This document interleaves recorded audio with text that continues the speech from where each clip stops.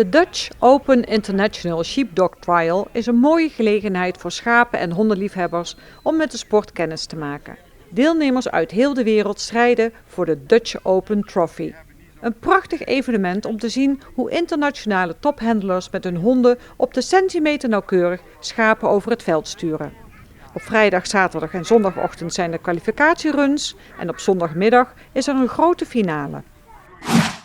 Op zondag 30 juni presenteert Hi-Fi Adventures REM Tribute zich aan het publiek. Je bent van harte welkom bij Proeflokaal Goesting om te komen luisteren naar heerlijke muziek bestaande uit een tribute aan 3 decennia REM.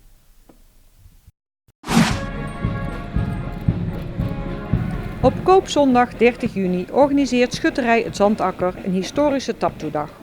Een cultureel-historische dag die plaatsvindt in het centrum van Venray. In de middag vanaf 12 uur is er muziek, dans, show en zang te beleven en rond 6 uur zal de taptoe plaatsvinden met zeer gerenommeerde korpsen.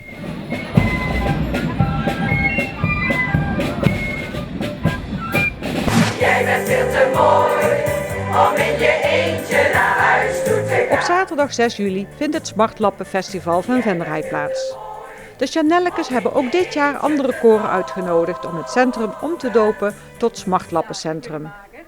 Om 5:30 komen alle koren bij elkaar op de Grote Markt voor de grande finale met een band en DJ met als thema Smartlappen. Dinsdagavond 2 juli sluit Harmonie Sint Catharina het seizoen traditioneel af met een concert dat buiten tussen 6:30 en 9:30 zal plaatsvinden bij de Bank in Leunen. Op zondag 7 juli vindt in Wansum de jaarlijkse rommelmarkt plaats. Er zullen op deze gezellige jaarmarkt maar liefst ruim 250 kramen staan met allerlei spullen die te koop aangeboden worden. Altijd leuk om een kijkje te gaan nemen.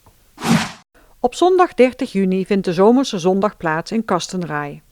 Er worden tijdens deze dag allerlei activiteiten georganiseerd. Voor iedereen toegankelijk om te komen genieten.